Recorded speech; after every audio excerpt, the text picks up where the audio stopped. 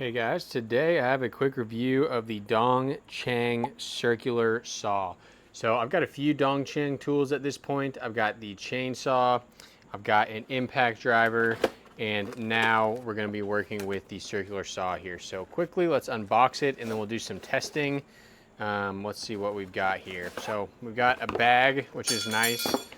Cheng almost always provides one of those. We've got one or two batteries in here. One battery, and I've actually found that the Cheng batteries are pretty high quality.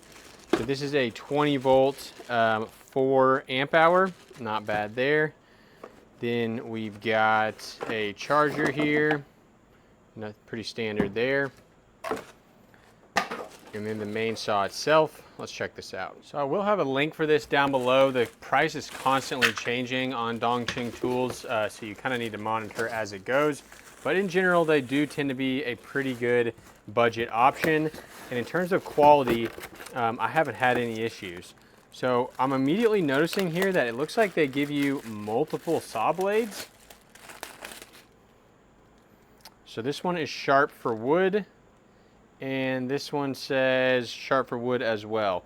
So there's actually 3 saw blades that come with it, which is very impressive. Even my Milwaukee did not come with 3 different saw blades. Granted, maybe they wear out quickly, but it should be pretty easy to get these installed. Let's see what we're working with here. I have a nice little blade guard, typical kind of handle here, safety right here. Ability to raise up your cutting edge. You can put it on tilt. It is a plastic build, but that's fine. It's nice and lightweight. So let's go ahead and try to get this saw blade on there. See how easy it is to get this blade installed here. So we got an Allen key right here. Right here is a button to lock the spindle shaft. So hold that, and then you can unscrew this, and let's see, is it to the left? Yes, it is. That's nice to see. Some of them are confusingly to the right. Take that off. Take that off. I believe this actually stays on. Yeah, that stays on. Then our blade goes on. You want to make sure the blade is going back towards the handle, so like this.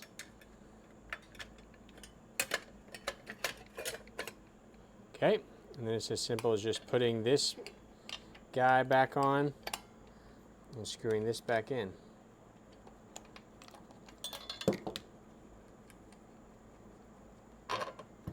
Press the spindle button again.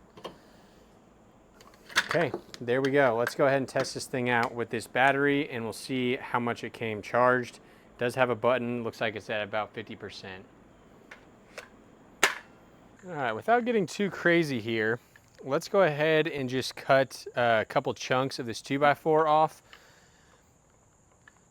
So one thing that's interesting here is this actually cuts on the right side, where I'm normally used to the blade will be on the left side. So that's a little interesting. You can also see you've got nice little indicators here for where you're going to cut.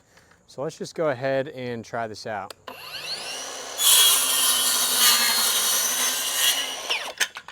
Pretty smooth.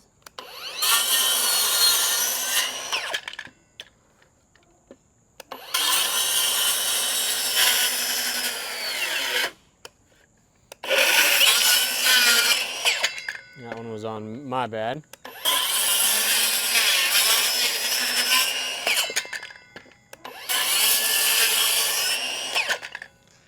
So the blade is definitely sharp. Has a nice guard. The guard wasn't getting caught or anything like that. That's good there. Nice safety switch right here. The battery is on 1 now. Now, with this being a 4 amp hour, 20 volt, it is going to kind of run low on power pretty quickly, and it appears to not have the strength of some of the other tools. But you can get other batteries, like my chainsaw Cheng batteries will probably be much better than this one in terms of strength of the saw. So who do I think this is good for? Probably people who don't want to shell out a ton of money. You do very minimal projects at home. This would definitely not be a good like daily driver or anything like that. And I am just realizing here that there was an iron wrench right there. So you could do that without having to have your own. So like I mentioned, definitely not a daily driver, but for someone who needs some cheap home tools, Dongchin has been pretty good to me. The chainsaw is very nice. This battery seems like it's maybe a bit underpowered for this device, but again, I didn't charge it to full, so we were going on a pretty low battery right off the bat. So check it out, guys. We'll have it linked down below, and thanks for watching.